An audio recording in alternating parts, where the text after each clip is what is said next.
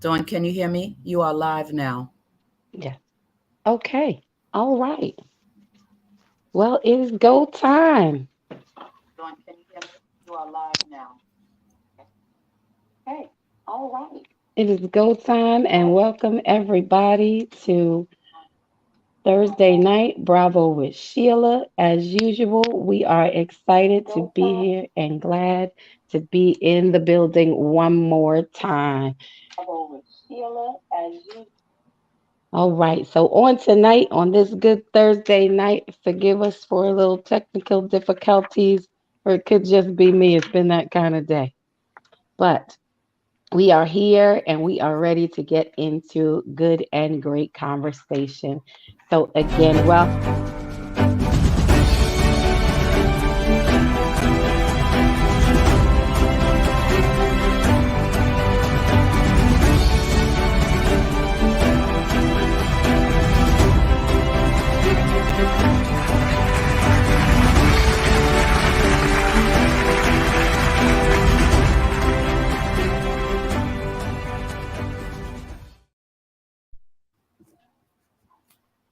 happy Thursday, everybody. Good evening, and welcome to our usual Thursday date here on Bravo with Sheila, where we go from pain to power and from power to victory. I hope everyone has had an amazing week, such far. What kind of English is that? So far.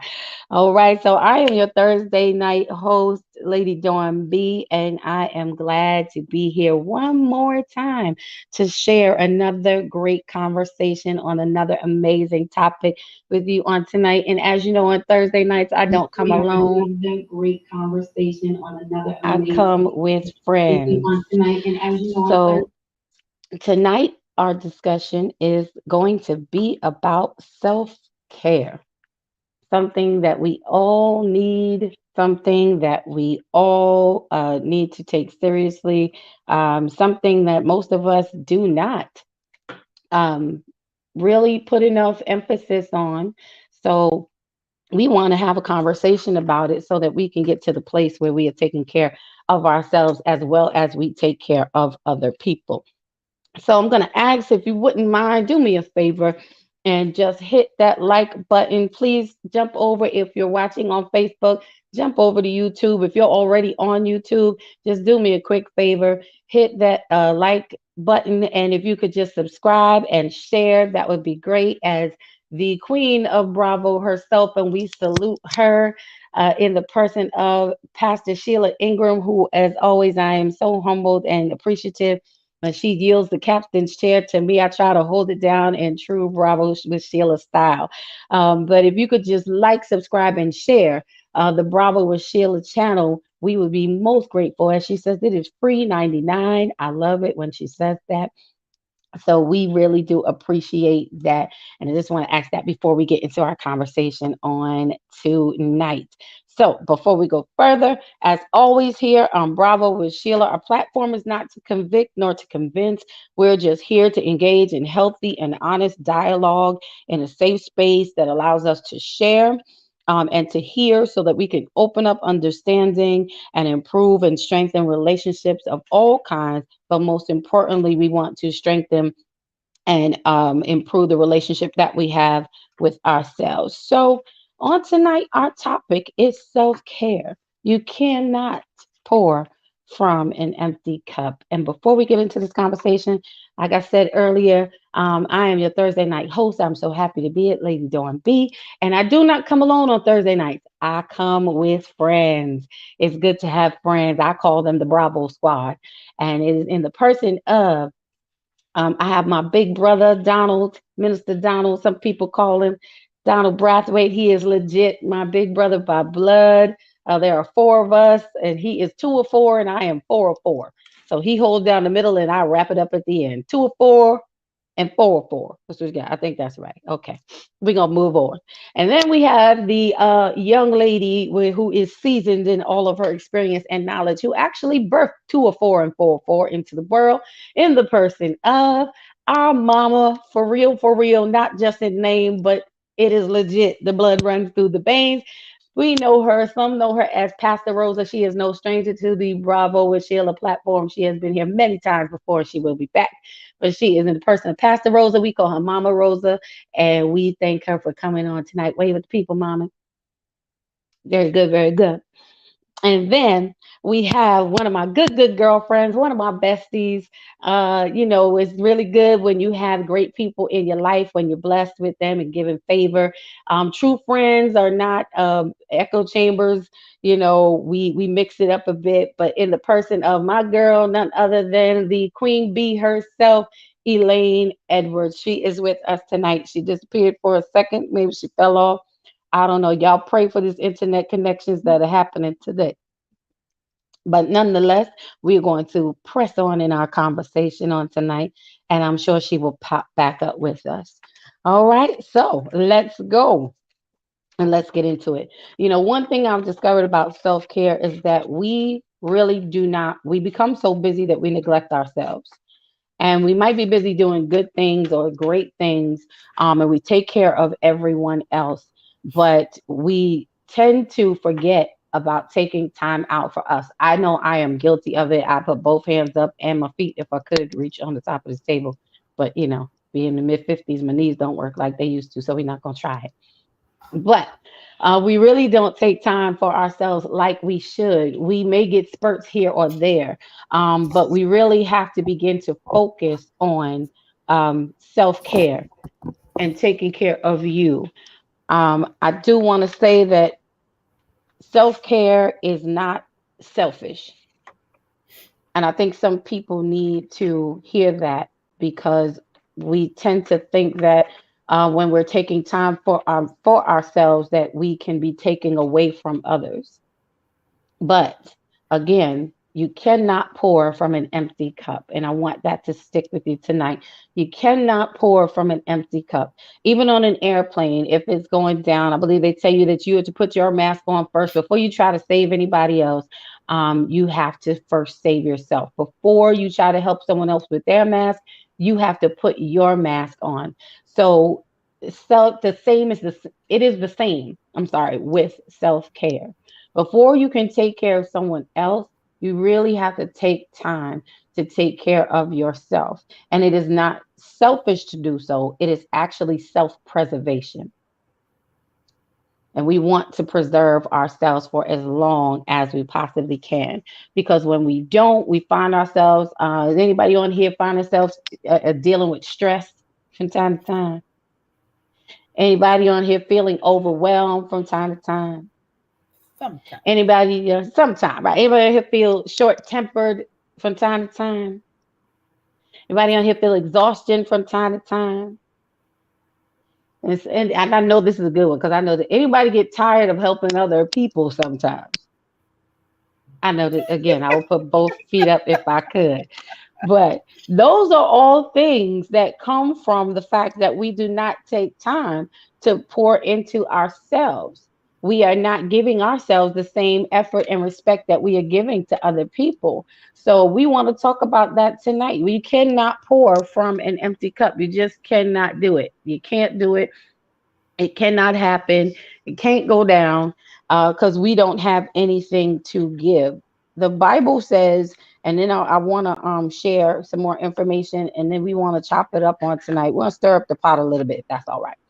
So the scripture that came to my mind, and we God centered over here, so I'm just saying. So there's a script, there's a word for everything. We got a word for everything. We got a word for everything, and we got a song for everything. But when I was thinking of this topic, what came to mind was John 3, I'm sorry, the third book of John, the first chapter, second verse, which says, "Beloved, I wish above all things that thou mayest prosper and be in good health, even as thy soul prospers." And the key is that you may be in good health, even as.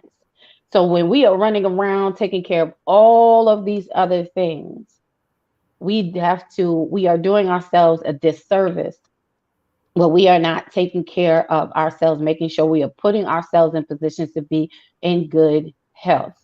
And it doesn't mean that everything is perfect within our bodies or perfect within our lives, but we have to take the time to take care of ourselves. I know I am guilty of constantly running around. I miss doctor's appointments because I'm just so busy, but if you don't give your body a break, your body will break. It will give you the break, and that's what you don't want, because when your body gives you the break, you don't know how hard and how far it's going to break, That's so true.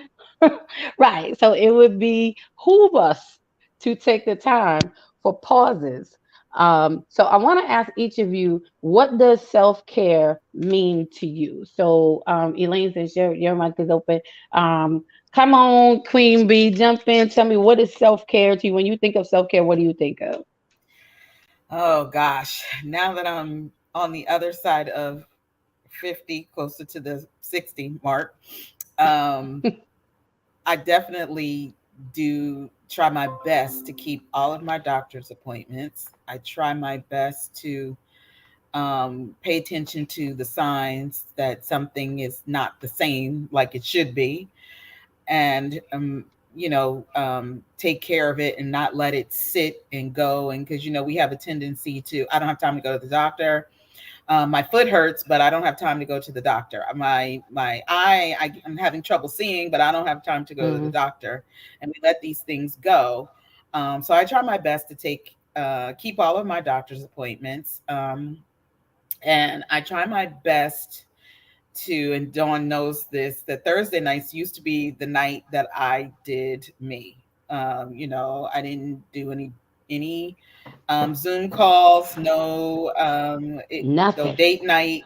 It was just all about whatever I wanted to do, whether it was going to get my nails done or if I wanted to go watch a movie by myself.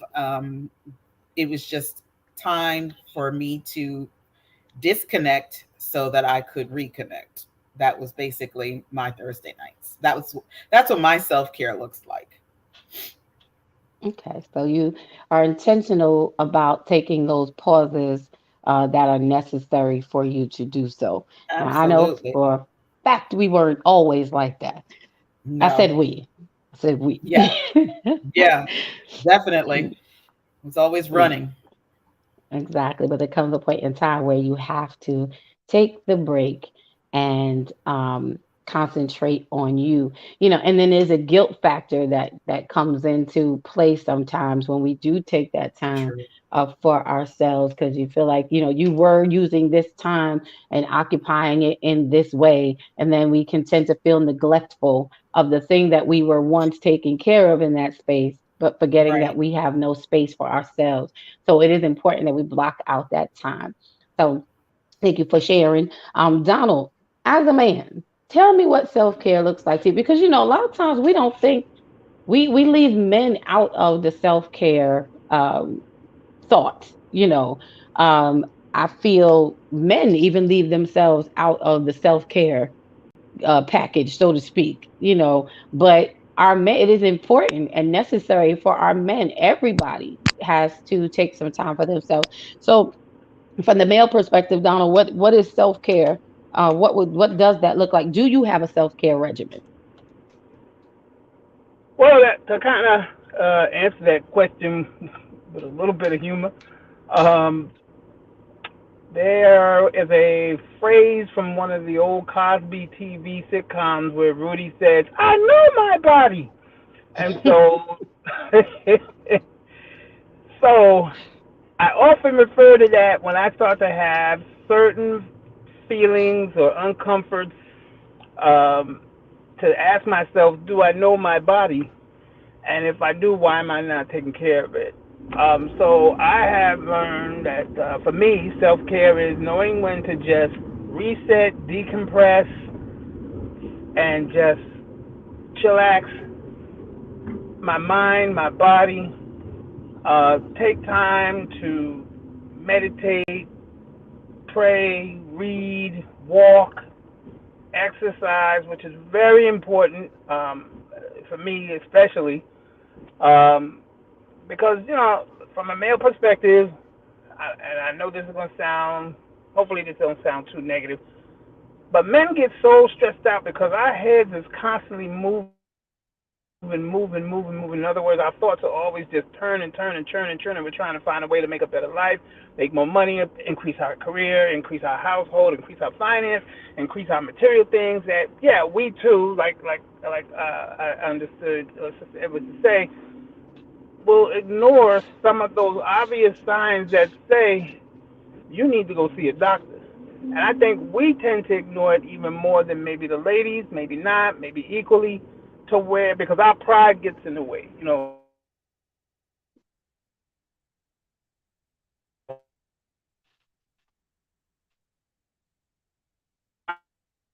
You're breaking up a bit.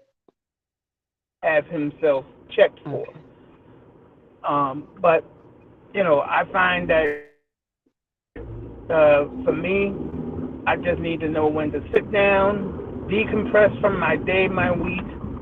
When you were talking about one of the bullet points you touched on is short tempered or quick tempered, and I found myself in many occasions acting out in just that way because I hadn't taken time to stop and really eat right and breathe right and taking nature is something for a while. So yeah, I've set up a regimen for myself where every Wednesday I take a walk.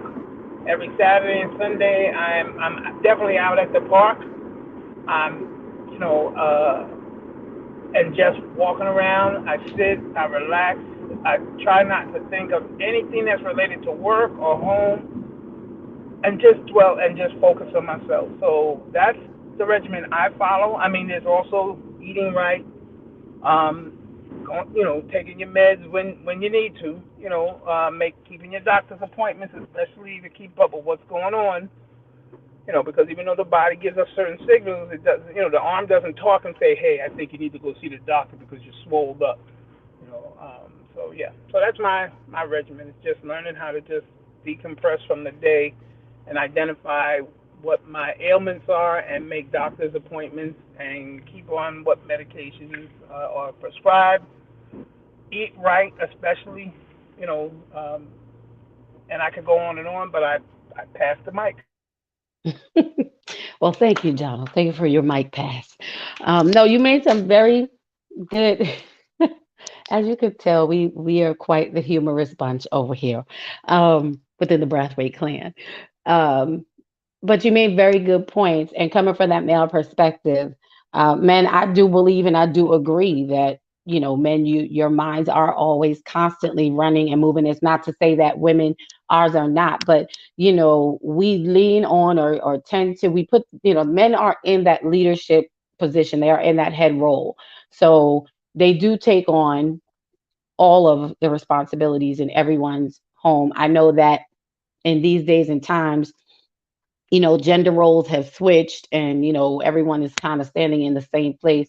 But there are very real and very important points that he made, for the men. I found that a lot of men, I know my dad or our dad had issue with going to the doctor, you know, and he didn't want to go to the doctor. Oh, I don't need to go. Oh, it'll go away. And and men, I think culturally, in our community, we have been brought up, or it's been, like that you just don't take care of your health as much or as often as you should because you figure I'm a man, I can take it, I'm built like that, my chest stuck out and all that, I was made to bear the weight of the world. It's like, yes, but on the inside, if your heart is not beating right, you and the world are going to pass out. So, you made very, very great points. And I think we as women also need to be mindful over the men in our lives when they are working too hard or too much. We have to partner with them. Even, my son, I know he doesn't sleep right. I know he doesn't sleep well. I know he doesn't get enough sleep. I know he does not eat properly. He's 21 now, but still, I'm like, Jay, sometimes you need to go lay down. Sometimes just shut everything off. Sometimes just be still. Your sleep pattern is off. I'm trying to get him to understand and recognize those things in his body now, because a lot of our men, I find, um, die early, because of health issues that have gone unchecked, because they don't take the time for self-care. And a lot of times we've labeled self-care as a female thing. Women go to the spa, women go to get their nails done, go get your pedicure, and you think that that's self-care. There's so much more to self-care than those exterior things. So we're going to also get further into that, the elements and the points of self-care. And I feel it's really important that we discuss this. I know we usually have some other great off the chain, great topic, and this is a great topic, but we have to pause to talk about these things, because when we don't pause and we don't talk about it, the habit continues. And it's important that we understand that we cannot pour from an empty cup. And one of the things that I find is that sometimes we either don't know our cup is empty, or we are so used to running with our cup on empty that it's become our norm. And neither of those two things are acceptable. So I want to ask my mom to jump in from her perspective. I was glad that we have a mixture on tonight. It was really important, because one of the things I was having a discussion with my mom is that, she is a more experienced woman. She's lived longer than the rest of us. And at her stage in life, what self care looks like for her at this point is very different from what it looked like for myself or for us, and down through the years. So I wanted us to have a full picture of the importance of self care, and understanding that where we are today and what your self care needs are today, they're going to change as you get older. So don't get stuck on any one thing being this is it. I see that there's Lady Novoa was sending hearts to us earlier. So hi, Lady Novoa. Thank you for joining us on tonight. Thank you, everyone, for joining. If you're watching, our silent watchers, I would ask that you would just hit that like, subscribe, and share button. Um, don't worry, we're going to get into some good stuff. Don't worry, don't worry. But we have to pause sometimes. And we're taking a pause tonight to talk about self care. So, Mom, come on in and share your thoughts on what self care looks like to you. Hi, everybody. Can you hear me? Yeah. Okay. Self-care to me is, at this point in my life, a mental, keeping my mental health, focusing on my mental health, not overdoing it, not being more concerned about things than I need to be, because um, at this point, I think in most of our lives as seniors, we worry about children, grandchildren, and you know, and we see things from a whole different, perspective. And you see your grandchildren doing things, and or going a certain way, and that can become a concern. And you look at your children and you say, well, you don't know whether to say something, to your child about the grandchild or whatever, and all these things you have on your mind. But I've learned to stay in my place. I've learned to play. I've learned to pray about it. I've learned to, just let my children work it out, and, wait for that moment when I can, you know, get a little conversation going there, make a little suggestion. I think for me, the mental health is extremely important to me, because I did overdo it. I didn't take care of myself. Even as much as important as it was to me to do that, there was a time when I did not, when I overdid it. I should have stopped. I didn't stop. And it caused me to, and I had like 3 breakdowns as a result of it. So um, I watch how much I intake. I watch how much I absorb.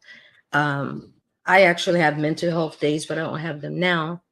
When I would just go downtown, even if I didn't buy anything, a window shop, and that was therapy for me.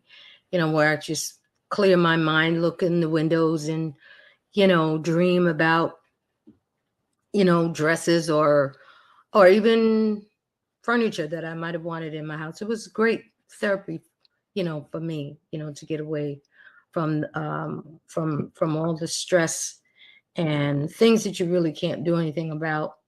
And we have to learn the difference. We have to learn that there are some things that we just cannot avoid. Some things are just going to happen that way. They have to happen that way. If you see that your child, you're telling your child, don't touch the fire, the child touches the fire anyway, you know, and you see that that's the way that that child is going to go. I mean, aside from praying for the child and yourself, you just have to wait it out, and eventually, they will get the message, hopefully. But just accepting things the way that they are and knowing where you fit in to make a difference, that it takes a lot of stress, off of your mind. So to me right now, at this point in my life, I'm concerned about my mental health more than I am concerned about anything else. Okay. Well, thank you for that share, Mom.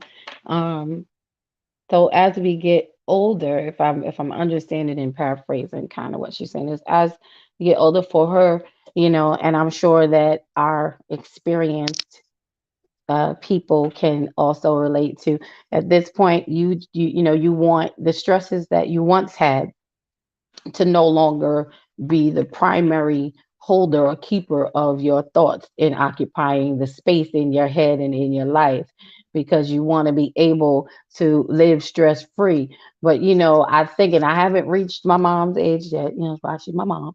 But um I think it's a major transition that happens, and it's probably very difficult to go through, because those are the things that we become so accustomed to having as our priority. And then now at this point, um, not having those same things as priority sometimes can take away from a sense of self, because sometimes maybe it's you don't always feel as needed as you once were, and that plays a part on your mental health as well. I can relate to that even where I'm at. Like I said, my son just turned 21. And although he is still very needy, because kids just, you're forever a parent. But finding out that he doesn't need me the way that he used to need me, it kind of took me for a second. I was feeling some kind of way in the area of my feelings that I wasn't expected to, you know, and I had been really going through like trying to figure out.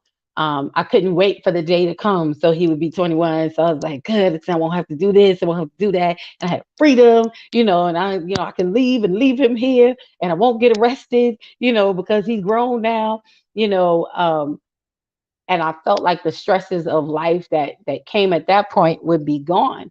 But I found that it did play on my mental, my mental state, because I was like, well, then what am I supposed to do now? What do I do now? And that was because all along the line of his life, I wasn't taking breaks for me, you know I was just still giving, giving, giving. And I'm sure we all can relate to being in that position when you're a giver or when you're in leadership. And even when it comes to church, and ministry or the job, we give so much to all these other places, that we will cut our sleep short. Sometimes we work seven, or actually we sometimes we work 10 days a week, even though there's only seven on the calendar. We will go in early, we will stay late. We don't take breaks. I know, I normally don't take a lunch break at work.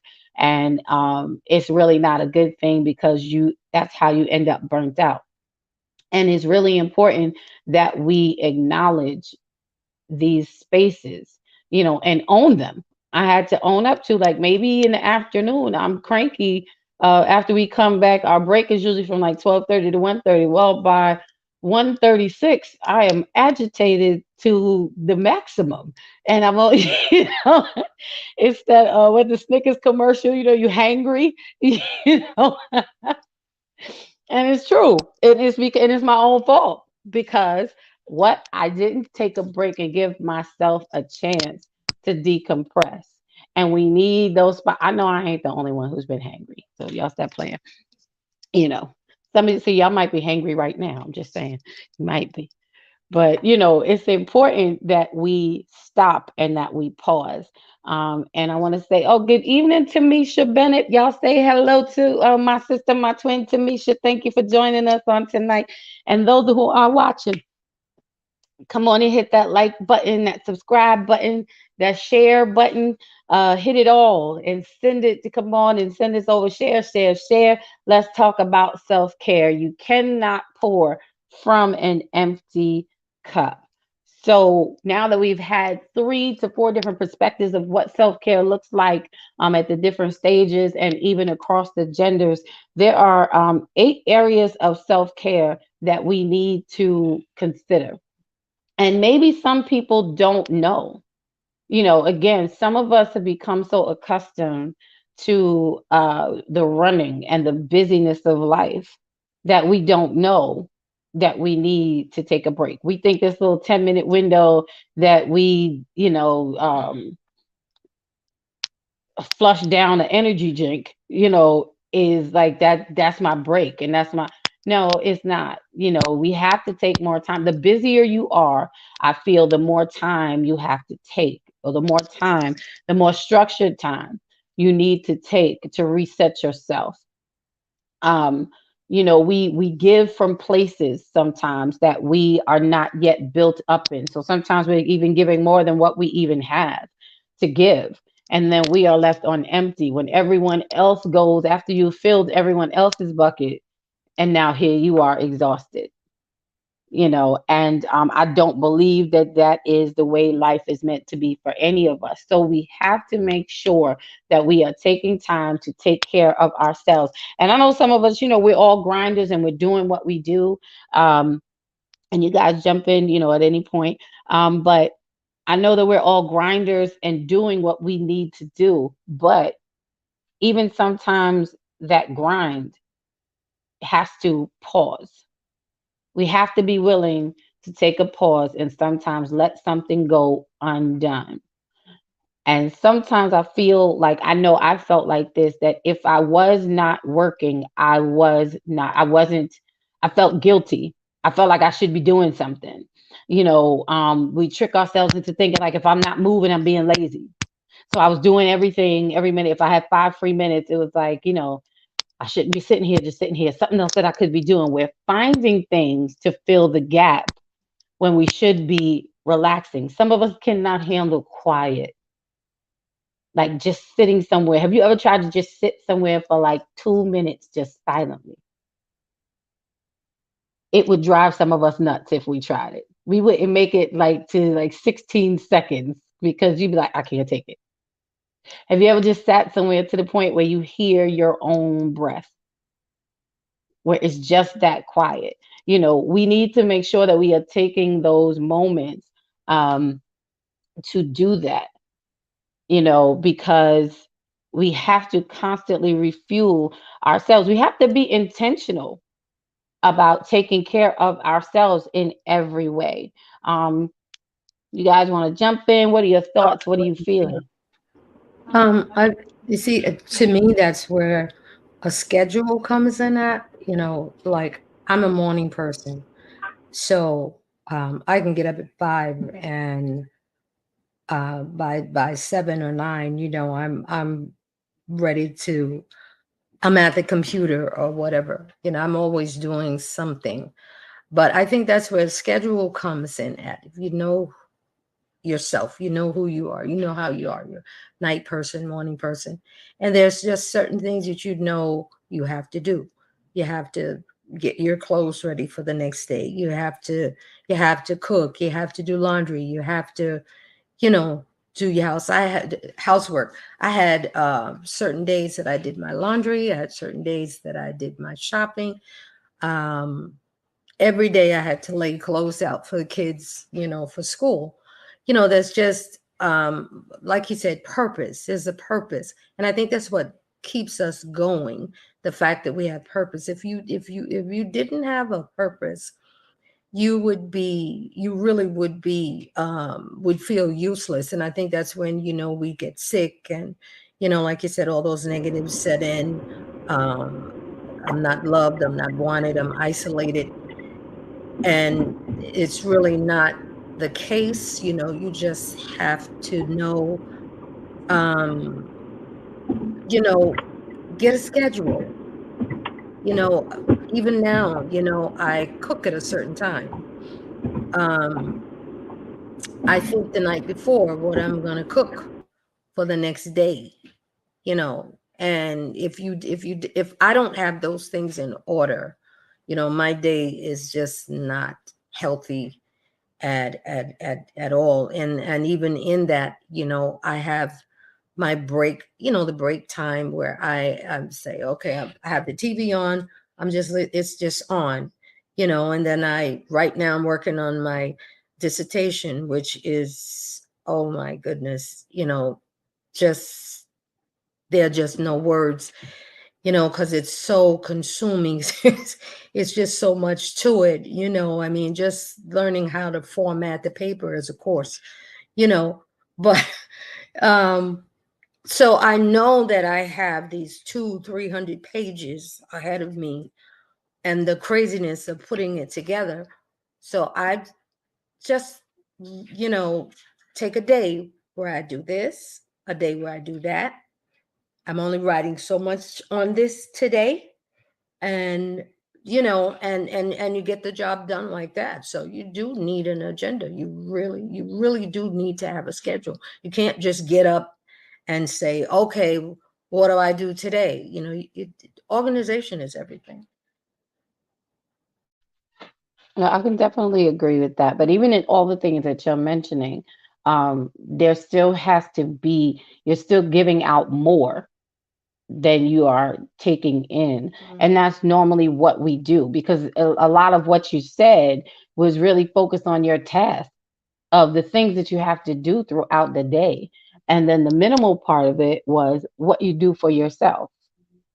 And that's the thing, we have to find a way to balance those Yeah, moments so that we have more breaks for yeah. us. You have to be intentional about the breaks in between, because otherwise you may be up, you're up at 5 and you're doing all this and you're doing the laundry, and by the time you get to your dissertation, by the time, and if you haven't taken time for yourself, by the time it's time for you to cook, even though you planned out your meal the night before, you cooking angry, because you're tired, because you've done a million and one things. So now you're making mad food. There's no love in there. Right, right, right, Right, nobody want to eat right. that. I'm Right. retired, so I can do that. Nobody wants no angry food, So it's important because you feel like I've been giving, giving, giving, and then you fixing the plate and you slamming it down the table, and enjoy. Nobody wants that. But I'm just saying it's important. It's important that in the midst of, we're all tasked with so many things throughout the day, but you have to find something that equals for you, something time for you that equals, and equality doesn't well, I was gonna say, I'll put it the other way. Said this before, balance doesn't always mean that it's equal. It's not always 50-50, but balance means that all needs are being met in a equal sense. So we have to find that balance. You want to jump in, Donald? You know, I'm still thinking about the point that you. I like the point that you made about Angry an cooking? angry cooking. Because I have a firm standard for it. If you are an angry person, you are a horrible cook. You can't cook my meal. Because, like you said, there's no love in the Ain't no preparation. There's loving, no, ain't no love in that pot. yeah, yeah. And the way you're going to serve it to me is just like, yeah, eat. Yeah, because I'm Don't tired. answer, Because I'm don't tired of answer more. you. Tired Right. of you, Should have ate tired when of you this was day. out. Right. So I wanna kind of piggyback on what you said, and use the empty cup as a reference. So, mom, not picking at you, but because you were transparent, when you are emptying yourself to do so many other things, and then the thing that you're passionate about doing needs to be done. Just and this is for anybody and everybody. Just your thought life, your state of mind is going to be in a much different place that can basically make a person feel like, I'm doing for everybody. I'm giving so much of myself, and then a person could be looking for other people or those same people to pour back into them, and you get nothing in return or nothing that you're expecting, and that can honestly cause a lot of anxiety. Where just coming out of anywhere, I'm talking from experience as well as observation, that whenever I have, and I use my family as a prime example. I mean, I have, as a husband, as a man, as a father, leader, so, and as myself, I desire to do so much more than what 8 or 24 hours can give me to do.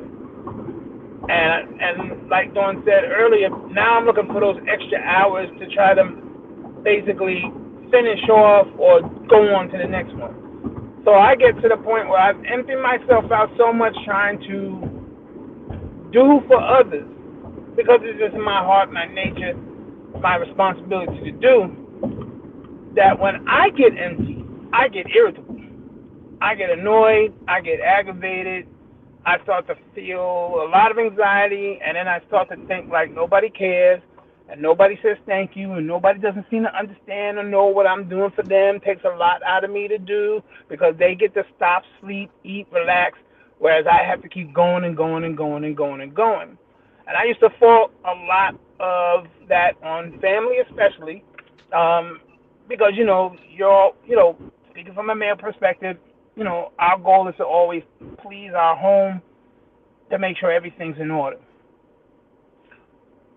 And Well, so, hmm? I was gonna say, well, I'm sorry, I don't mean to cut you off. I was gonna No, say, no, that's fine.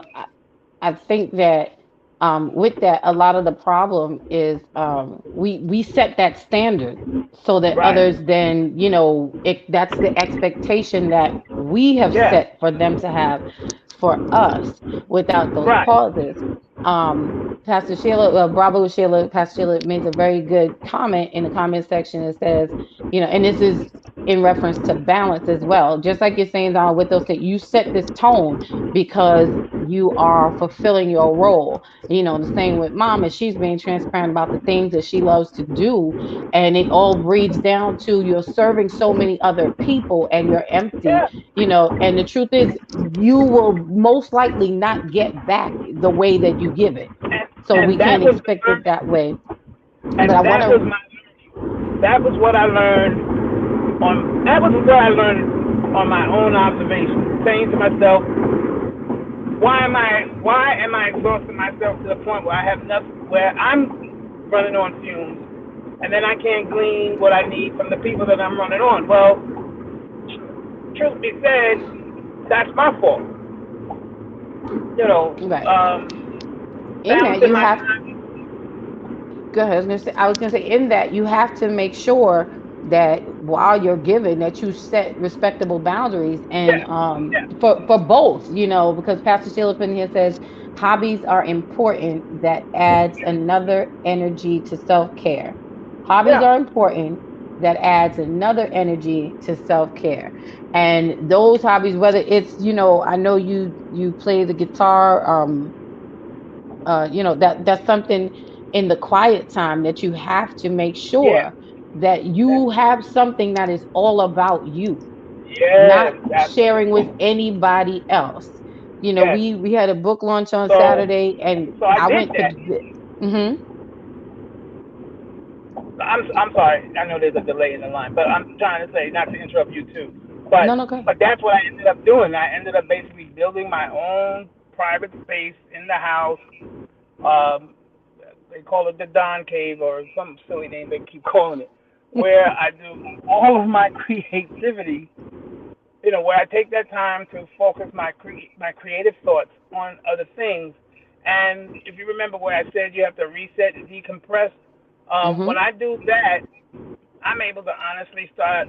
Uh, I'm able to really apply my time and thoughts to myself creatively, as well as find my peace of mind, as well as discover some things that I didn't even know that I knew I would like to do and haven't done, or didn't even know Mhm. I could.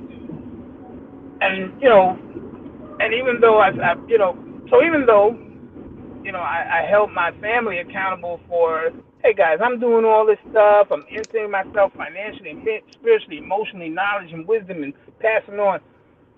Now when I need it back, you guys aren't giving me anything, and that's why I told my family, in conversations. But after that conversation, I had to sit down and I started. Well, I've always been journaling everything in my thoughts, and I had to go back and look at some of the things that I wrote, and I said, you know what, doing what I'm doing is part of my character, my leadership. Family wise, even at the job, I'm the same way. I'm always giving more to my team. Um, but Mhm. then when I stopped and realized that they're not responsible for refilling me Right. the way I set the expectation that they should. I should be able to know when to stop, and limit myself to what I'm doing and who I'm doing it for, and even ask myself, why am I even doing this? It's not even what I'm supposed to be doing. You You know, have to learn how to ration out yeah, what you're yeah, doing, yeah. So and the life again, balance is important. right. And this is why I really love what Pastor Sheila said about hobbies are important because that adds another energy.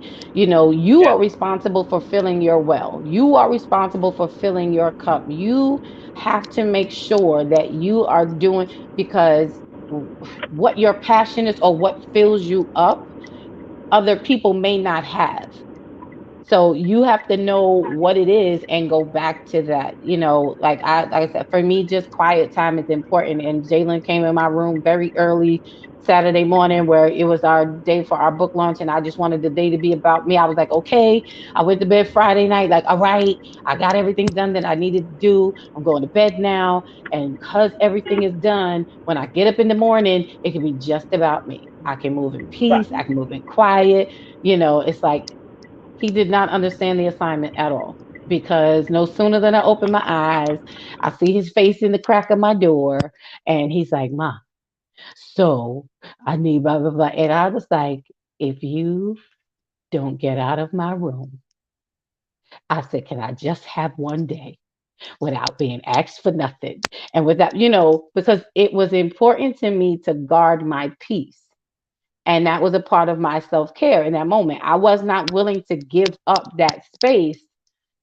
I didn't, and it's not that I don't care what, that he had a need, but in this moment, my need superseded his need. You're not bleeding, you didn't fall down the stairs, you're not out of breath, you're fine. Whatever it is, you're going to make it. So we have to be able to, set those boundaries to protect your own peace, what is feeding back into you. Elaine, I want you to jump in. I feel like you got something good you're going to share. I feel like you got something good. I see it. Listen, I don't have all of those issues because I have removed myself from all of that drama a long time ago. So my life gotta brag is about just it. that. My life is But don't just brag that. Is about it. my life.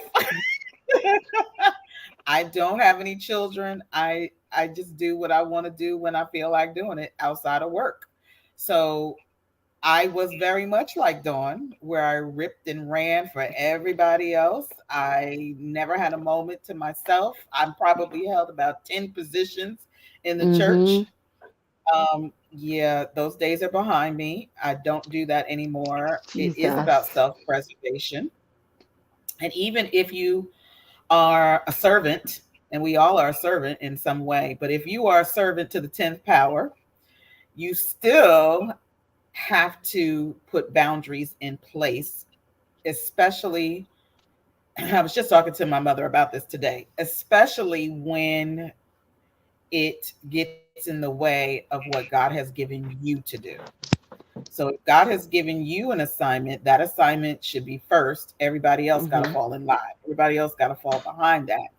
If your assignment is to be a good father and a good husband, then you focus on that, and then you do your gifts and your talents and your hobbies on the side, and you make room for yourself.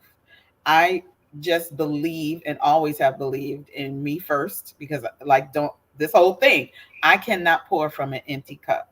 If I am having an off moment or an off day, something that prayer will not solve in 5 minutes, I've got to step to the side and get myself together and do what I need to do. If that means having time in the presence of the Lord, which I have done many a day, I'm not going to work today. It's just me and God. I could, but I was in a position that I could do that. I realize everybody is not in that position. But I don't allow any drama into my life. Dawn will tell you, if you That is have the truth. drama, you have got to go or come back when your drama has been released. Very short lived. Your time is very short lived. I just am all about, having fun.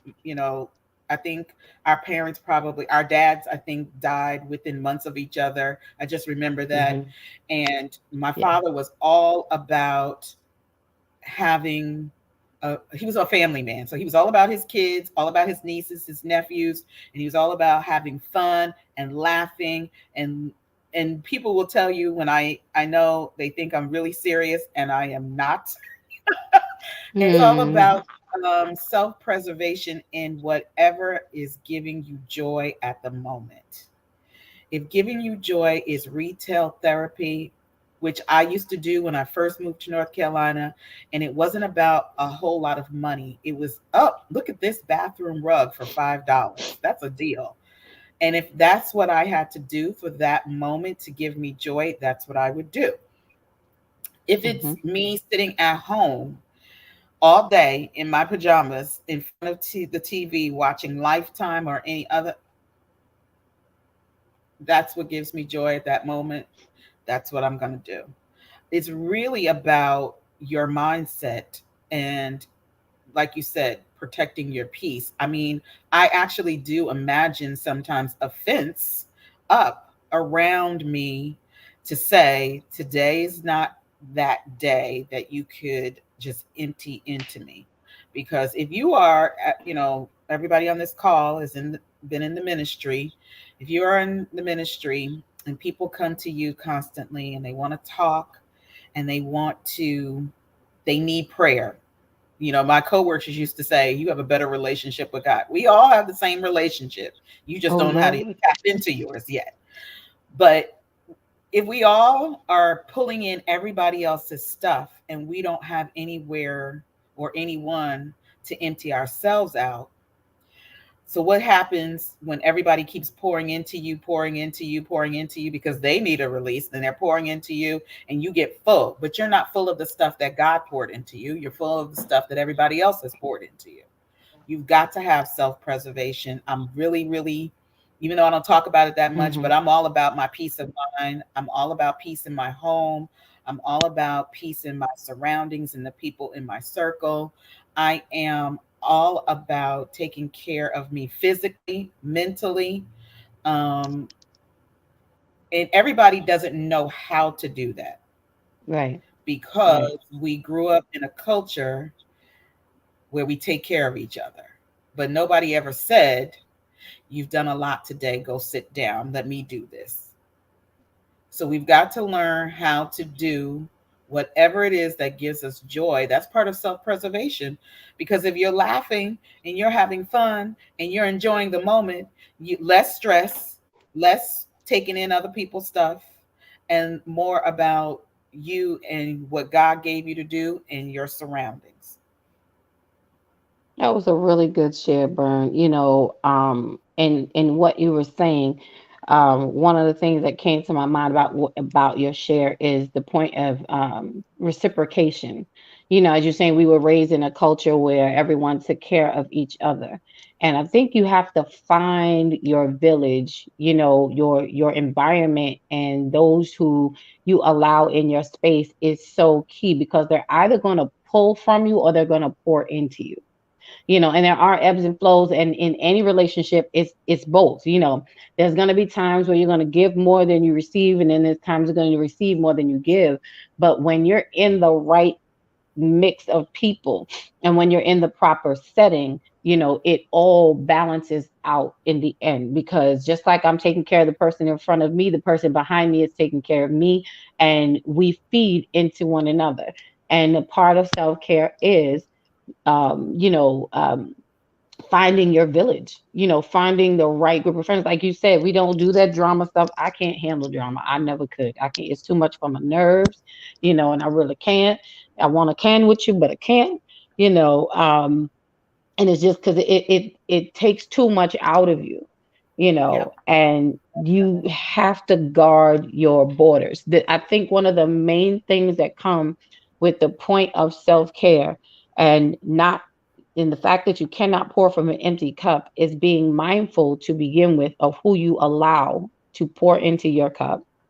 You know, you have to guard that, because like you said, people can pour in a whole lot of things that you don't need, that are not serving you or that are not God intended. And you still, your cup may be full, but you're still, your need is still not met, you know. So we can't Exactly. accept everything that somebody puts on our plate. I think one of the main words that some of us like to use, maybe, but not in the healthiest way, but it is a good word that we have to learn, which is the word no.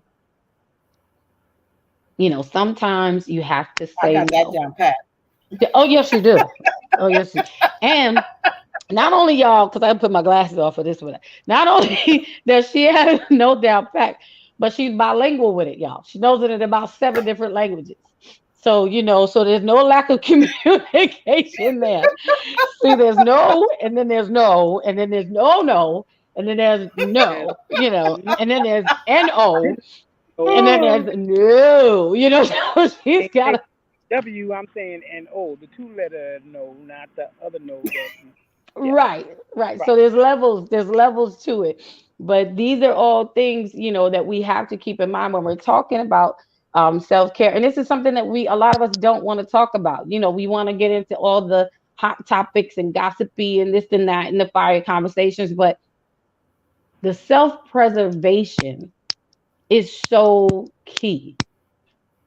We have to begin filling ourselves up with the things that matter, that we need, that our bodies need, that our minds need, that our spirits need. Because when we don't, that's when we start looking for every other thing. It reminds me of the same when they tell you never go food shopping when you're hungry, because when you do, you'll be picking up everything off the shelf, nothing healthy.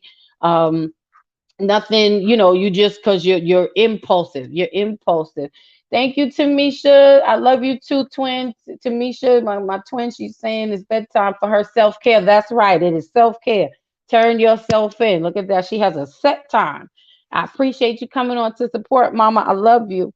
um but we tend to, you know, when you shop when you're hungry, everything looks good, everything looks good. And then you're buying everything. You're not really taking the time to be selective in what you need, because now you are operating out of a want.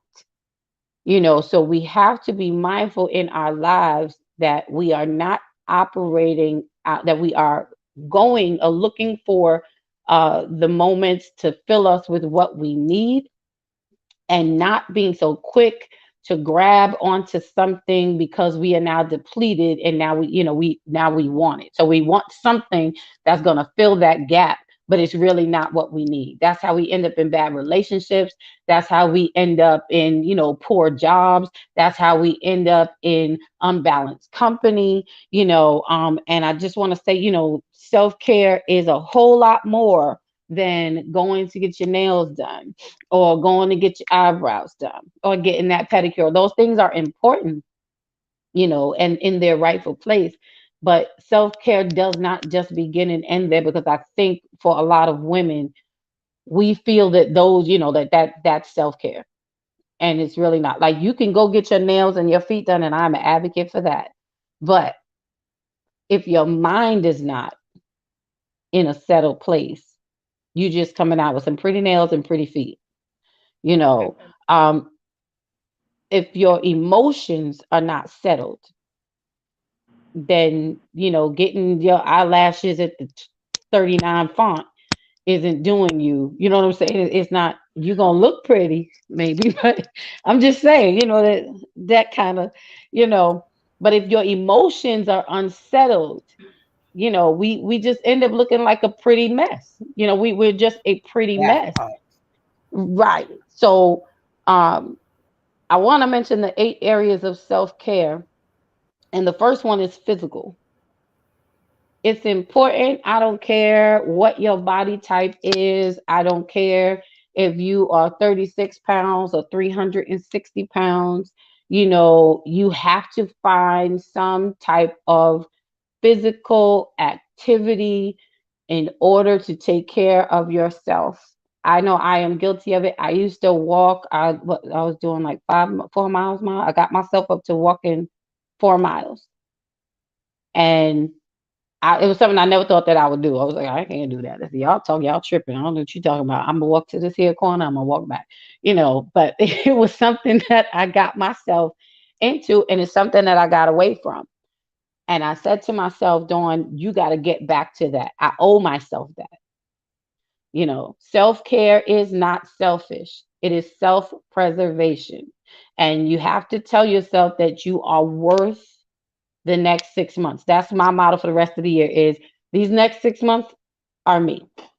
I owe myself these next 6 months, So I have to, in these next 6 months, starting June 1st, really commit to taking time for physical activity. I drive a lot, I drive long, work all day, but I noticed the difference in when I was committed to getting up, going to the track. I was like, nope, I can't. And you have to know yourself. I want to say this. You have to know yourself. Hey, Anae, our number one brother is in our house tonight. Anae, big it up for Anae. And for those of you who are watching, please hit that like, subscribe, and share button. We hope you are enjoying this conversation. I know we have had hot topics the past few weeks, but we slowing it down for the end of the month. We want to end on a cool note at the end of this month. Don't worry, we're gonna kick it back up in June. I promise you, it's gonna be hot because we got the men coming in June.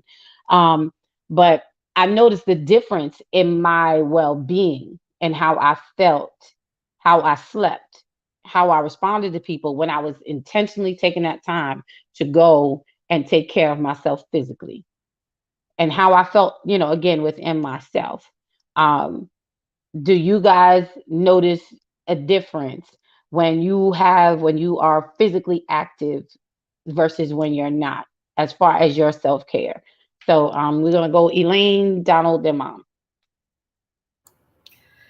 Definitely. I mean, even in these last few months, I started riding my I started riding my bike. I told Dawn I started riding it out of anger, my stationary bike, because my job was irritating me so much that I just Yes, you logged did. off one day, just got on the bike and just started riding. So, but I won't say I completely stopped, but I definitely don't do it as much as I was doing it, and I can definitely say that I'm feeling very sluggish, very my energy level is not where it was. So now I've got to work myself back up to the level where I was, so that I can kind of feel like superwoman again and Yeah, yeah. get on and feel better physically. I feel like if you are physically active, you don't get in a rut of not moving, and it affects your mindset. It uh, truly does. Anae is saying hello to everyone. She's saying, hey, Lady hey, Navoa. Hey, Nay. Pastor Rosa. Hey, Donald Brathwaite. And hey, Elaine Edwards. And I agree with you, Vern. When you achieve that place of, in the physical, where you that adrenaline, it makes a difference in your life, and you become used to it because then you like how you're feeling. And when you fall off of that, then you notice that difference. I know I don't like how I'm feeling. So, and I want that back. So, whatever your regimen is, it is important that you keep it up and that you keep going. If you fell off of it, get back on. Even and listen, unlike angry cooking, which is no good for anyone, angry bike riding, I feel, is a great benefit. You working it out. It's better that you ride the bike than you stomp somebody out. So self care. Thank you for caring about yourself enough not to go to jail. That's a big deal. You know, um, but take the time for yourself physically, people. It doesn't matter if it's 10 minutes a day, just to walk, just take a short stroll. It is important. I'm gonna go through the 8 points, and a matter of fact, I'm just gonna go around so that we're not, um, because I want to make sure we get through them. So Donald, I want you to share on the psychological point of self care, that mental factor, the importance of the psychological, of you taking time for your mental health. Or actually, mommy, that was your favorite. So you know what? I'm gonna let you, because I saw her feeling some kind of way. I saw her in her feelings. Because I want your, oh, okay, mommy said put you on this. I wanted her feelings to be all right. I wanted her feelings to be all right. So we are sharing tonight about self-care. You cannot pour from an empty cup. Make sure that you get your physical time in so that your body is built up strong to be able to handle whatever is coming your way in the day. It is so important. So Donald, what about your mental, your psychological space? It is important that our thoughts are in a healthy spot. So I want you to touch on that point if you don't mind, sir. Well, that's where it all begins, right? If your mind, if your thought life is not clear or balanced, I'm sorry, I hope you all can hear me clearly. If your Yes. thought life is not balanced or clear, then everything else can't possibly be, then everything else is not going to function.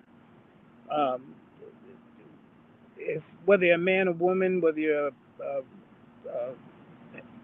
whether you're leading a family or you're single, um, doesn't different things can impact you differently by the people, by the things that you're surrounded by. Different things can attack your thought life. I like the way Miss Edwards put it when she talked about herself, as far as like there's drama that she will not really engage at all, and that's a healthy thought life, because she recognizes that, look, I don't want other people's problems when I'm trying to work out my own. Not having a healthy thought life can have a great impact on your moods, your feelings, how you act towards people, how you act towards yourself, how you discern people. I can tell you from both, again, being transparent, experience, and observation, that when I've watched, I've often said this, and my wife can attest to it, when I've said, sometimes I see myself in how other people act, and it makes me realize how psychotic my behavior Jesus, when I'm thinking that the act that I'm doing is just part of me being a human being and having feelings, and this is what you did, and that's why I'm mad, and la la la, and then I can witness somebody else doing something that looks exactly like what I do, and that's when I straight catch crazy. myself realizing that I need to sit down somewhere and really examine: do I need to go for counseling? Do I need to just learn how to pray? Do I need to learn how to identify what's really behind some of the problems, uh, in the way that I act? And when I kind of take that time, and when I've taken that time, honestly, to do that, to really think on it, I acknowledge that, okay, Don, this is this is what we need to work on, or this is what you need to work on, and you need to find these type of methods, that's going to help you kind of deal with things differently.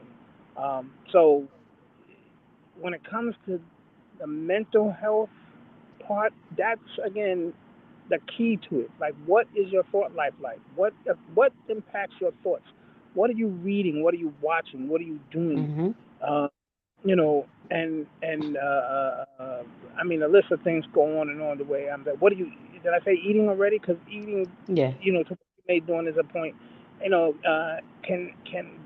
can also impact your thoughts because again, if you go out on some kind of gluttonous binge because you're going through some kind of moment and your thoughts are random all over the place, then yeah, you're gonna get pulled, and your thoughts are gonna pull you into places or situations or things or habits or addictions or behaviors that's gonna be your go-to. And it goes beyond just eating binges. It could be sexual. It could be Any uh, vices. any yeah. And I put those things out there because again, people when your mind state is not healthy and you don't recognize it, or you recognize it and don't acknowledge that you need to do something about it, everything else that fits this conversation is going to go awry. And you will have to honestly see it in the mirror when you're actually acting it out, or see it in someone else's behavior and realize that that's you. And that's when I've again, I've gone through what kind of counseling I needed. Thank God I never had to be on any kind of medication. But I did find that once I would build a quiet place for myself, Mhm. air out my thoughts, and listen, my family will tell you they'll hear me in my personal space and think I'm talking to myself. I'm talking to the Lord, you know, and they know that, I hope so. mm, yeah, because I don't, yeah, yeah, yeah, yeah. I hope so too. But anyway, um, but again, it's very important to have a very, very balanced thought life. And mind you, there's no perfection in obtaining that. You have to develop a commitment to what your to what your goal and intentions are to living a better life. Mhm. When Miss Edwards talked about getting on her bike, and you compared the pedaling of her pedaling on the bike being a better option than being an angry cook, I guarantee you, when she gets off that bike, her body may very well be exhausted, but her mind is saying thank you because you put Right. all that aggression, all of that frustration, whatever it was, built up, and you burnt it out in both the physical and mental way. And Ms. Edwards, I too uh, could show you. I have a uh, full, full gym in my home, and recently bought that what do you call that bike? That the stationary bike, whatever we call it. And when I get The on that bike, stationary bike. compared to the spin bike, actually is what I got. When I got on that bike compared to the treadmill or the weights or the elliptical machine, let me tell you something. That, that bike does the job. It helps to keep you That out of bike, jail because like, you yeah, you're able to I get don't know, man, but the I kind aggression out. of. Well, the Bible, and it's amazing how these points of self care, they all link together. Because even as you were talking about the physical and you're speaking about the psychological, and it just reminded me of the Bible, where it says, "As a man thinketh, so is he." So when you were saying about your mindset and your thoughts, because your thoughts govern your actions, you know. And then the Bible also speaks about, whatever so things are good, whatever so things are pure, whatever so things are lovely, whatever things that are good report. For me, that is to think on these things. That's one of the things that when my thoughts are far off, that's one of the things that, bring me back in mentally, because when I'm thinking that this is what I want to do, is fueling my emotions, which is what we're going to get to next, that mom is going to speak on. Um, because my thoughts, they tap into what I'm feeling. And sometimes our thoughts will you might be feeling something and you pay it no mind. But then if you start thinking and dwelling on what you're feeling, it enhances your emotions, and it can create, either depending on what the thought is, good or bad results, which turns into a physical thing. It's how you're going to express your emotions, and your thoughts through the physical. And all of these are points of, taking care of yourself, because one thing triggers another thing and triggers another thing. So, thank you, Donald, because that was a really great share of yours, for you to offer on tonight. Mom, I want to ask you to share on emotional health, because as you were saying, and then I'm just going to read through the other ones. Um, so we can start to wrap up for tonight. And I want to ask again, if you are checking in with us on tonight, please like, subscribe, and share. This is a very necessary conversation. It's something that we don't always talk about. When we get to these introspective conversations, a lot of people don't want to hear and participate, and but we're going to talk about them anyway, because we need to be balanced, and we need to get the whole person well, from pain to power and power to victory. And you may not even think that you need this conversation. Again, because we sometimes get to the point where we are so used to having an empty cup that we don't even know how to expect for someone to fill it, or expect for it to be full. And even the cup being full feels odd, and that's a dangerous place to be in. But we want you to be able to fill your cup and take care of yourself. So, Mom, if you could share on the emotional aspect of self care. Well, honestly, if you have an empty cup, you're really in a dangerous place, because we have so many doors um in our minds, number one, that are open, and you have our emotions, which is trying to take control, tell us to do this. I feel like this, I want to do it. I want to do this, I feel like it. This is what I feel like, or this feels this way in a minute.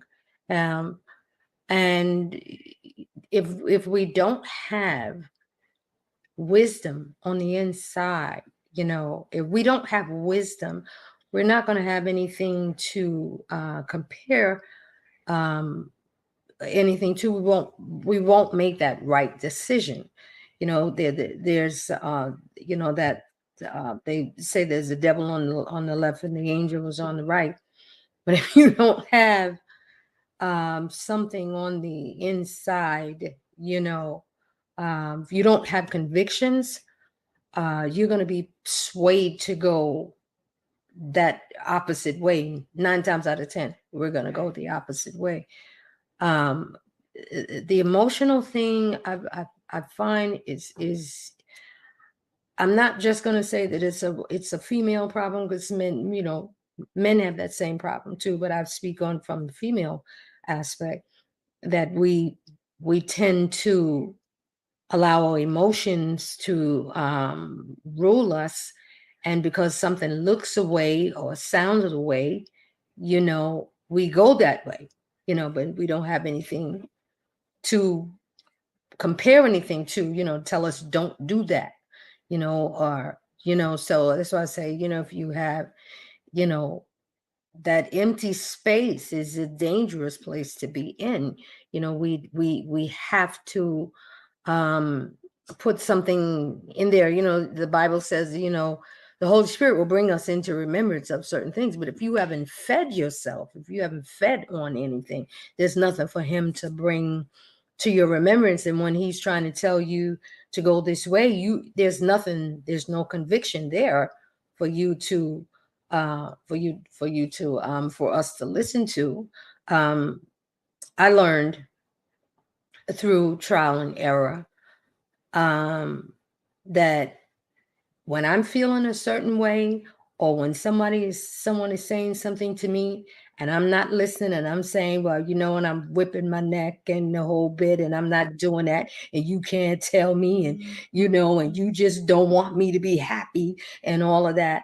And I find that when I'm going that way, that's when I'm making my biggest mistake.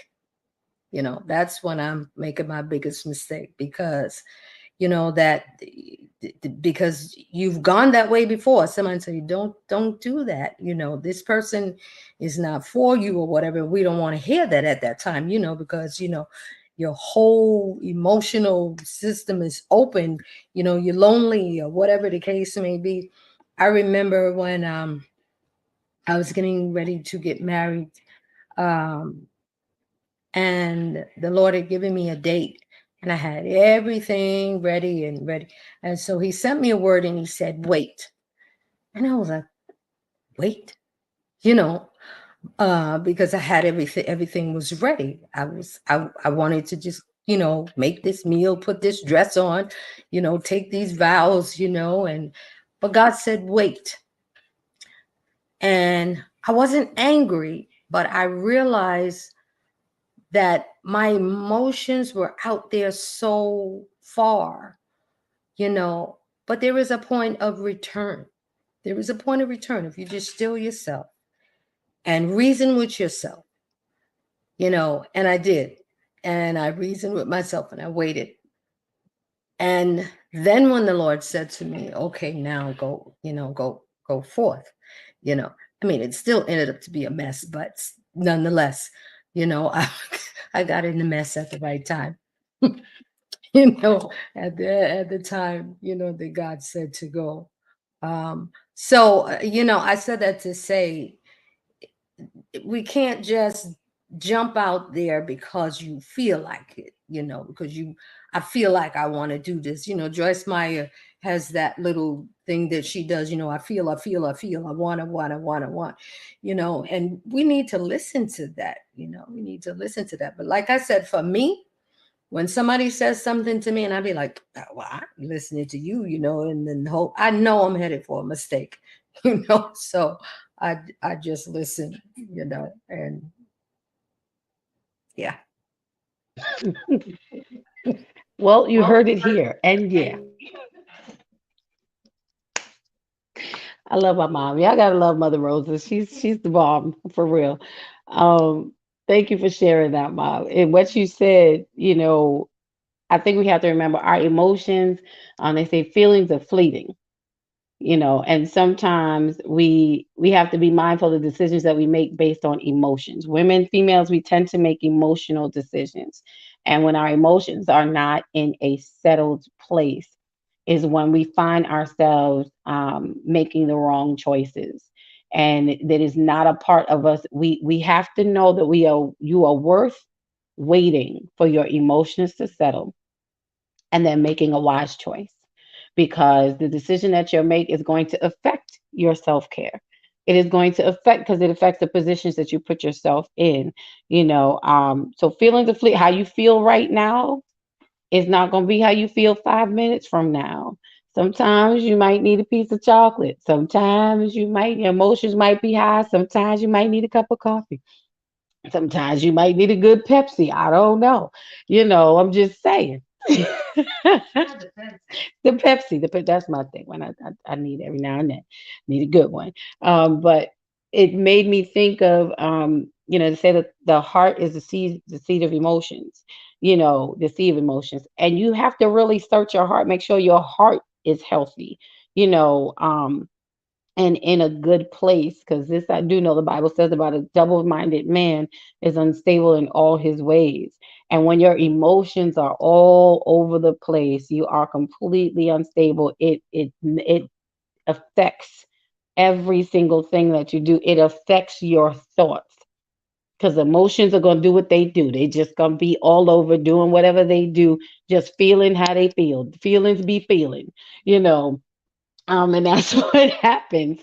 But we can't allow those moments to take us out of pocket and bring us to a place that is going to put us in danger of not being healthy. Really, self care is really all about making sure that you are in the healthiest place that you can possibly be in heart, mind, body, spirit, and soul.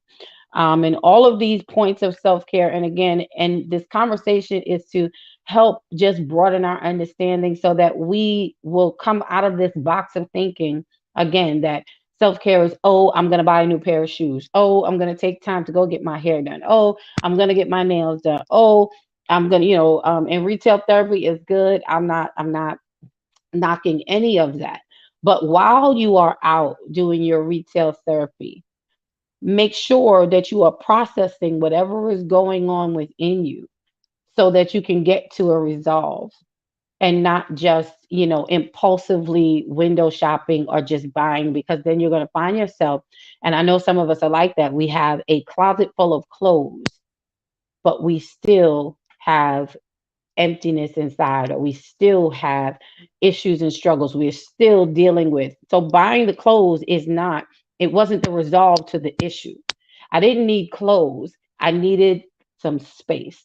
I needed some speed, some peace. I needed something that was going to bring me a satisfaction in that moment. And those things are not it if we are not really taking care of our inside. Um, Another point of self care, and I'm going to read them um, for the sake of our time. And I hope that everyone is enjoying this very necessary conversation. I wanted to bring it to the platform because I remember myself when I was not in a place, when I was not taking care of myself, not mentally, not physically, not emotionally, not spiritually. I was in a space that I want to say, didn't, and not almost, I was in a space where I really did not care about myself. And most people didn't know because on the outside, Dawn was still operating as Dawn does. But on the inside, everything in me was broken, everything in me was hurting, everything, because I was not taking the time out for me. I would get up and I would minister in church and I would sing. And I mean, I do my worship. They don't even know, like I said, about angry cooking and angry bike riding. Well, I used to angry sing. And my best friend used to say, there was one particular song in church that I was singing. I don't remember if Vern was there. Whenever I was upset, kind of with the people or whatnot, they were like, "Oh, y'all not go okay." And I was singing because that song was effective. But what people didn't know that I was mostly because I was angry and I was frustrated, and I needed to sing it out. That was my vice or my way. So it's really important that, and because I wasn't taking the time to take care of myself in the ways that I should have. So we really have to be intentional about finding those spaces, making that time for you. And it doesn't have to start with 16 hours. It can start with 10 minutes a day, just 10 minutes a day to do one of these things. Um, we spoke about the physical, the importance of getting out and moving and doing our bodies justice. We spoke about the psychological, the point of getting our minds into a good space. We spoke about the emotional, the importance of getting our emotions, governing our emotions and centering them so that they are not controlling us, but we are controlling them. um, Other points of self-care is social. We have to take care of ourselves socially, be mindful of the circles that we're in and the company that we're keeping, the people that we're around. As Elaine said earlier, we don't do drama. You are entitled to not allow drama into your space. You're entitled to govern your peace. I don't let people come into my space with a whole lot of fussing and carrying on and all of that. And if you want to be in my space with that, guess what? You can have this space. I'm going to remove myself if one of us is going. But if you're going to be in my space, this is the way it has to be, and you have a responsibility to make sure that you are taking care of you. And Nate says, I've had to remind myself that I need to give me some attention to. Exactly, Ane. It is important that you do have to remind yourself. You have to make intentional moments because otherwise you'll say you don't have time. You don't have time. I don't have time today. Well, you don't have time not to do it. You don't have time. You have one life to live. And guess what? When the day comes when we all have to lay, when that day comes that God calls our name, all the things and all the people that you have helped and served, they're gonna be moving on. And we are the ones who you will have served everyone. And sometimes people, and I hate to say this, but sometimes we serve so much that we die early. We pour out too much. I had this conversation with someone, pastors, leaders pour out so much, and then a lot of them die early from stress. There's suicide, there's different issues because they're serving everyone else and they're not being served. or they're not getting back what they need. Anyone in any leadership position, it comes with the territory, yes, but this is where it's so important. Like, and they said, you have to remind yourself that you need to give yourself some attention to, even if it's 10 minutes a day. Make sure you make that time. So mind your social areas, who you communicate with, who you allow in your space, who you call friend, who you call acquaintance. I don't talk on the phone a lot because I do it. I'm on the phone at my job all day long. So the few people that I do talk on the phone with, like, we can talk for hours because we're feeding each other, because in our social settings, Elaine and I talk regularly, and we can chit chat. We talk about everything under the sun. But in those times, we guard our relationship. We guard what we are sharing with one another. So it's important that you maintain a healthy social setting. Another point of self-care is professional. When you're at work, some of us work in toxic environments, in stressful environments. A point of self care is, if you know that you are working in a toxic and stressful environment where there's a lot of pressure, you owe it to yourself to make sure that you are taking the time to step away and to decompress, that you step away and you take 10 minutes to refresh yourself. It is key and important. Another point of self care is environmental, the spaces that we live and we abide in and we frequently visit. Be mindful of our surroundings. They affect your self care. If you've ever been out, to a place where there's just a lot of I can't handle a lot of cursing in my space. I can't handle a lot of, screaming and all that. Your environment is very key to your self care, because that rubs off on you. Now you're angry. Now you're taking that home. Now you're in a bad space. We have to be mindful. Spiritually, we have self care. We have to make sure that, don't just leave it up to our pastor or to Bible study or Sunday morning or when the calendar calls for it, that we set some time to pray. Everybody may not be saved. Everybody may not believe in God. So, I can say on this panel, we are all saved. We are all of the Christian faith, and we are all believers. But so that we keep it general and broad, find your spiritual compass, whatever it may be. Take the time to make sure that you are setting yourself some time aside to feed into your spirit, into your soul, into whatever it is. If it's meditation, whether it's prayer, or whether it's reading your word, whatever that is that connects with your spirit, find time to do it so that you are feeding what feeds you. And the last one is financial. This was a really good one. We don't take care of ourselves financially. When we are broke, you want to see somebody stressed? Look at somebody whose bank account is in the negative. Now that is not self care at all. You mad with the world, your nerves are on edge. We owe it to ourselves to be financially responsible. And if you need help in that area, it's important that you get that help. You need learn to budget, find a credit counselor. Some of those, those who can help you set a financial plan. These are all areas of self care that we don't really think about. So tonight we covered again: physical, psychological, emotional, social, professional, environmental, and financial. These are 8 points or 8 areas of self care that are important and essential for us to make sure that we are servicing ourselves. Why? Because we cannot pour from an empty cup. When you do not have these things in place, you are doing yourself a disservice, and we are doing a disservice to those that we love and we are around.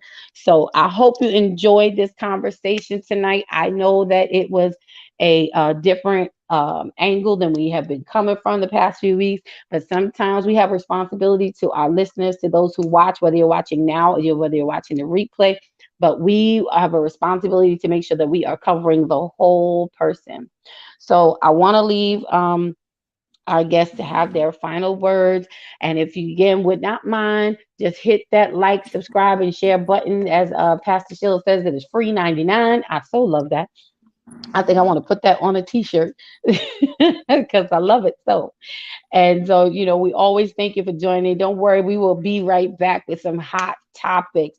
That's right. It says stay tuned for next week's powerful chat with Dawn B and the crew. You know why, ladies? Because in this month, we started off with our ladies on our Bravo squad talking about independent women and doesn't replace the male presence. And it was an amazing conversation. We had to come back for part two.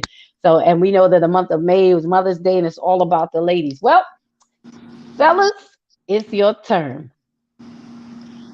Starting next Thursday, June 1st, right here at 7 p.m., we are going to have an all male panel and they are going to come into we had the ladies' room and now they're coming into the men's lounge. We're going to let the men speak. So, ladies, get ready, get ready, get ready because it's going to be a good month. The month of June is dedicated to the men folk. So, as we end on tonight, I want to give our panel a chance to have their last words. And Nay says this was great. Great job, Dawn. Thank you, panelists. Love y'all. We love you too, our number one brother. So I'm gonna ask that we briefly share our final comments about self-care. If you could tell the audience one thing that would help them with self-care, what would it be? I'm gonna go from Elaine to Donald to Mom. If I could say one thing that would help with self care is to listen to your body, take the break, take the time you need when your body says so, even because that will definitely help even if you, not just your body, your mental. If your mental is about to scream, you need to go sit down in a corner and do whatever it is that you need to do to gather yourself, to relax, to disconnect so you can reconnect.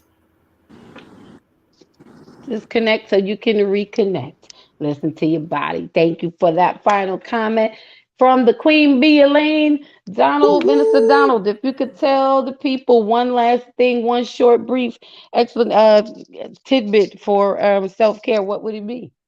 Well, it would be what y'all already heard, said, shared in the conversation and in the chat. Where reset your mind. That's it. Take time to find a space, sit down, decompress, reset, and revive. And most of all, get into your word. The Bible has a lot of cures to the mental to mindset. If you just read it, apply it, and live by it. That's my word. Gotta All run. Love right. you guys. Okay, well, thank you. He said, get in the word and stay there. It'll help you. All right, Mom. Sorry, Bern. Okay, Mom. If your final comment. I'm sorry. If you had one thing to share, it was Donald. He did it. I'm sorry. I couldn't help it. If you had one last thing to share briefly with the people about self care, what would it be? Jesus, get in the word and stay there. If you only knew the history. Um, Set boundaries. That's what I would say. Set boundaries. Know what healthy means. Set boundaries. Know your limitations, and love yourself. Take time for yourself. Don't feel guilty because you're taking time for yourself because you really can't take care of other people if you can't take care of yourself. All right. Thank you for that comment, Mom. Take time for yourself. Well, ladies and gentlemen, again, I do thank you for tuning in on tonight. It has been an amazing conversation. We had to slow it down to take a moment and make sure that we are pouring evenly. So, my last and final comment to you would just be to remind you that self care is not selfish, it is self preservation. You owe it to yourself to be intentional about yourself and about your time. You are worth the pause, you are worth the time, and you are worth the next 6 months of this year. If you have not taken time for you, now is a good time to start. Start somewhere, but take the time to care about yourself because when you do, you are teaching others how to care about you. So, from the Bravo squad and on behalf of the Bravo Queen herself, Pastor Sheila Ingram, it is another great Thursday night with your host, me, Lady Dawn B, and friends. And I thank you for tuning in on tonight. Don't forget, like, subscribe, share, watch the replay, share the replay. And again, we will be back. Don't worry, we're going to be back with our hot topic next week, but we had to slow it down and take care of ourselves tonight. So set your alarms, set your calendars, invite a friend, grab your snack, let's chat because the men are coming in next week and they're going to talk. All men panel, just me in the room. We're going to give the ladies a night off.